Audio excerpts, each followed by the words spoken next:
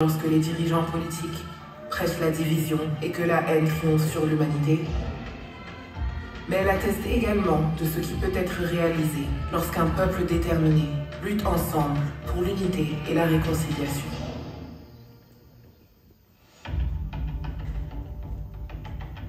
Ce nouveau Rwanda a été forgé sur les cendres du génocide de 1994 contre les Tutsis, un événement qui a choqué le monde entier.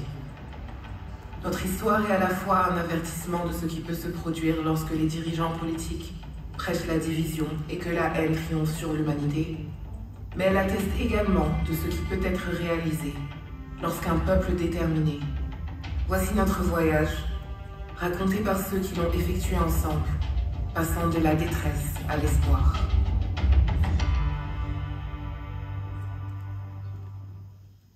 Pour une grande partie du monde, le Rwanda n'a commencé à exister qu'en 1994. Mais notre histoire commence bien avant. Avant le colonialisme, les Rwandais avaient une culture riche, une seule langue, et le peuple était uni autour de sa propre forme de gouvernance organique. Cela a changé lorsque les puissances coloniales ont choisi de contrôler les Rwandais en fonction de leur appartenance ethnique, créant ainsi des divisions et des conflits là où il n'y en avait pas auparavant.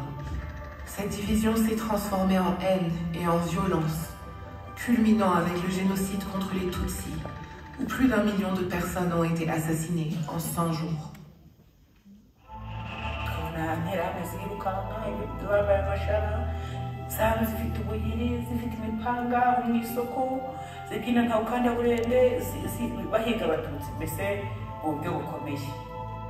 maze kubona bikomeye abantu batwika abantu barya inka abantu batemagurana zabariheri bazishyizeho yewe n'abana na madamu tujya kwa databukwe bari bafite imbaraga nyinshi. Abo bana rero bahamaze iminsi mike, hanyuma musaza wa madamu se wabo ufite imwe na se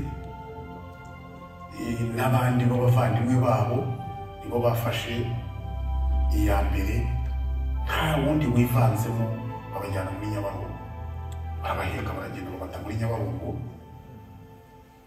barangije barataha. Muri Jenoside 94 banyiciye imiryango yanjye mu bana 9 ndabyaye, hasigayemo utwana 2. Abandi bagore babiri n'umugabo wa Mariya, aho bose basanze kuri bariyeri turi kubica.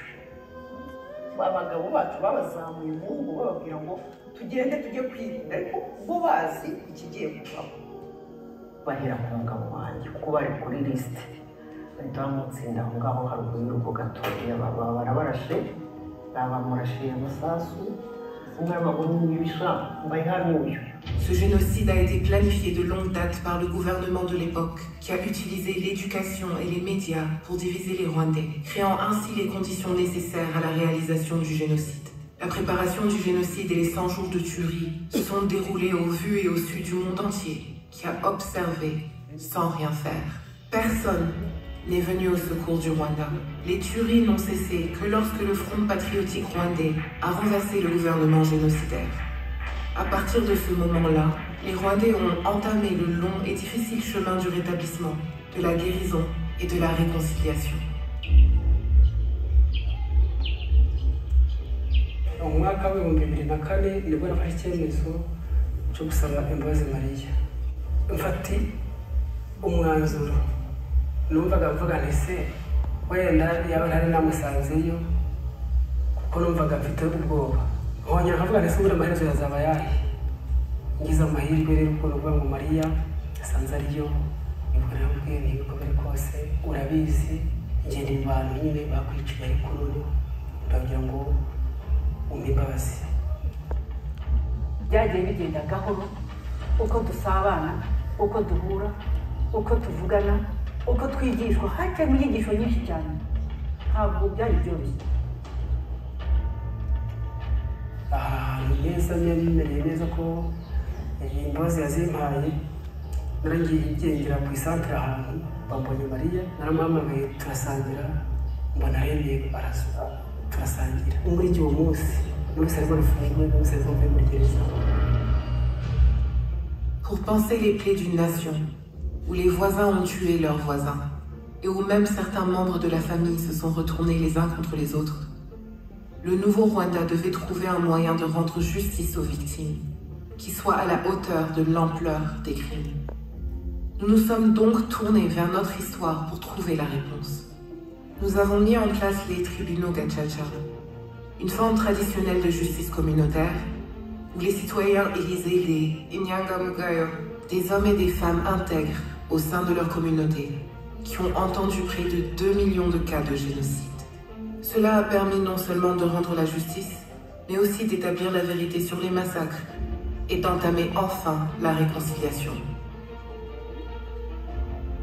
Gacaca zimaze kugeramo abaturage tugakorana bariya bafunguye akazi bagashinjanya kanaka ubwo kanaka twajyanye mu gitero we kanaka twajyanye mu gitero ngo kuko abakoze jenoside ngo kuko bagaragaye abenshi bo muri Gacaca byatumye bamenya ko ababo bishwe bari bihangana barazakira bamenya n'aho bashuje. Nous avons demandé aux survivants du génocide de faire d'énormes sacrifices en mettant de côté leur désir de châtiment au profit du pardon et de la réconciliation. Et nous avons demandé à tous les Rwandais de laisser les divisions ethniques dans le passé et d'embrasser un avenir de Ndumunyarwanda. Nous sommes tous Rwandais. Muri CNLD naje mfite ipeti rya General de Brigade. Kuyo dufata icyemezo tukava muri CNLD tukaza mu Rwanda nuko twari tumaze kumenya neza ko leta y'u Rwanda ifite gahunda nziza yo kunga Abanyarwanda, ikangurira Abanyarwanda aho bari hose batabuke mu mahoro, kandi waza ikakwakira neza umunyarwanda ugatura aho ushaka utuje utekanye nta kibazo gihari. Muri ADF ugiye mazemo nabonye nta vangura ribaho, umuntu akora akazi ashinzwe nta kintu. Le Rwanda doit encore changer. Il appartient aux générations suivantes d'apprendre la véritable histoire de notre passé, de protéger la société contre le déni du génocide et la haine, et de garder vivante la mémoire et les leçons de notre histoire. En fait, le négationnisme est en pleine expansion sur Internet, sur les réseaux sociaux, puis sur Twitter, Instagram, Facebook, TikTok. Le discours n'a pas changé. Certaines personnes vont par exemple prétendre que le génocide n'a pas été planifié, mais que les gens se sont mis en colère et ont commencé à tuer. Il faut qu'on soit plus nombreux à protéger la vérité, à protéger l'histoire du génocide contre les Tutsis sur ces plateformes-là.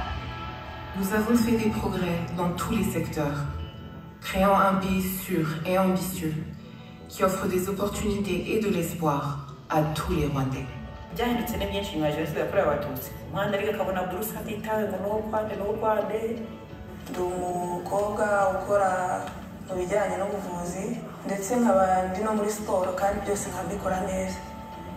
Rero umwana w'umukobwa icyo yamubwira ni uko turashoboye muri rusange, ibyo twajyamo byose dushoboye kubikora neza, ndetse turanahagarariwe hirya no hino kugeza ku mudugudu, turahagarariwe n'ijwi ryacu rishobora kumvikana. À nos amis du monde entier, nous vous remercions de continuer à vous tenir à nos côtés et nous vous demandons de partager l'histoire du Rwanda et ce que nous avons appris sur la division et sur la réconciliation, à un moment où le monde semble de plus en plus fracturé. L'expérience du Rwanda est celle d'une perte inimaginable, mais c'est aussi l'histoire d'un peuple déterminé, de résilience, de sacrifice et d'une renaissance. Le Rwanda d'aujourd'hui est la preuve que, des profondeurs du désespoir, peut naître un grand espoir.